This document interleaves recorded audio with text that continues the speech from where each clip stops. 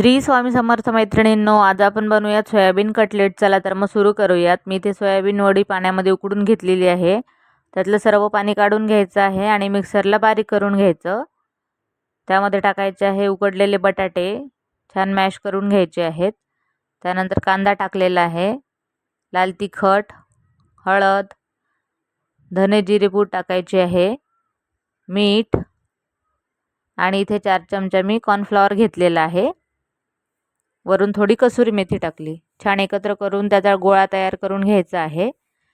आता हाताला तेल लावायचं आहे आणि आपल्याला हव्या त्या आकारामध्ये आपण कटलेट तयार करून घेऊ। याला आपण आता शॅलो फ्राय करून घेणार आहोत। तुम्ही डीप फ्राय पण करू शकता।